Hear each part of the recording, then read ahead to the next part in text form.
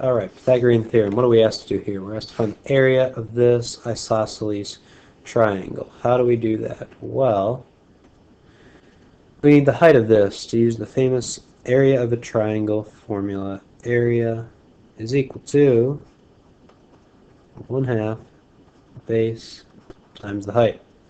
We know the base. Base is right here, 14. That's our B. I don't know the h. How do we find it? We have to use the Pythagorean theorem. We look at just this triangle on the right here. We've got 10, we've got our h, and we know half of that 14 would be the 7. So we do 7 squared plus h squared is equal to 10 squared. That 10 has got to be on the right side of that equal sign. That's our hypotenuse. That's our C. H and 7. Doesn't matter which order you put them over there because it's just a plus sign. So we do 49 plus h squared is equal to 100. We subtract 49 from both sides. We get h squared is equal to 51. And we ask our calculator, what is the square root of 51? It asks us to round to the nearest decimal place. So we know this time that we're not looking for a simplest radical answer or square root number. We just take the square root and we round to the nearest tenth. My calculator says 7.14. We will use 7.1. So then we go back to our formula. Area is equal to 1/2 base times height. But now we know the base, that's 14. And now we know the height, 7.1. We multiply all that.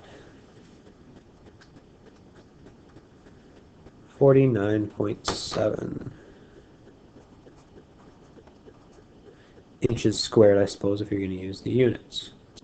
What other types of problems we have to do in this? Well, it's not just a problem you're going to know how to do if you can't read the directions carefully. Number 11, directions say that we're looking for a Pythagorean triple. What's that mean? It means 3 numbers, all of them whole numbers, no decimals here. So we're given 2 sides, 24 and 32. Now it's possible that we are missing the largest side, in other words there's a bigger number, or the 32 is the largest side and there's a number in between them. So we have to look at 2 possibilities here. So let's write them both.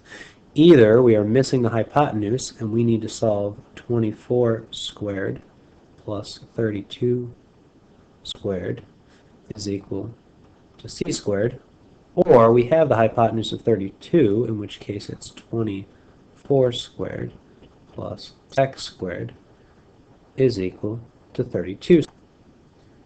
We do a little math here and we see 24 squared is 576, 32 squared is 1024. Add those up and we get 1600. We know that 16 is a square number, so I'm guessing that when we take the square root of both sides here, we'll have a nice Pythagorean triple. 40 is equal to c. This is what we're looking for. So our new famous right triangle here, you just discovered it, is 24, 32, 40. A squared plus b squared equals c squared. Now over here we do the same thing. We happen to subtract these because they're on the opposite side of the equal sign. So we do 32 squared, subtract 24 squared, and we get 448. We take the square root here. Will that give us a whole number? No. What is the square root of 448? 21.2. 21.2.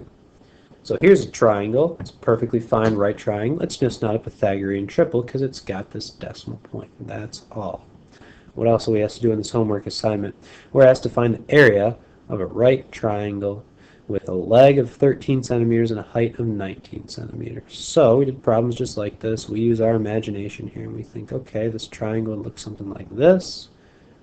There's our right triangle. The hypotenuse is 19, and the leg is 13. You can put it here, you can put it here. It doesn't matter. But something interesting in a right triangle is that the base and the height are the legs of the triangle, right? This triangle is 13 centimeters tall.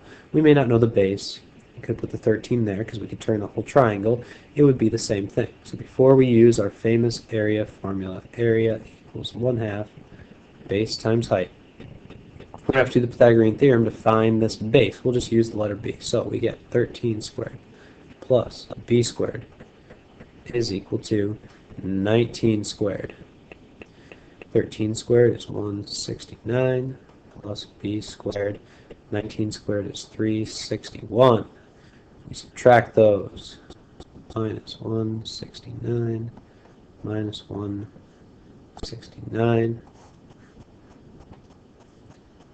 We subtract those, we take the square root, we get our base is equal to 13.9, so that's right here, which makes sense. It's just a little bit more than this other side, 13. If you got a number way bigger than 19, you probably made an error. So we go back up to our formula, 1/2 base times height, and now we do 1/2, our base, 13.9, and our height is 13. What if you put the 13 down here and you found the height? It's the same thing. It doesn't matter where these two are, it's just multiply here. So when we multiply all this together, I don't care if we multiply the 13 before the 13.9, it's all going to be the same answer. So let's ask our calculator. 1/2 times 13.9 times 13, 90.35. I believe the directions say nearest tenth, we'll do 90.4. There we go.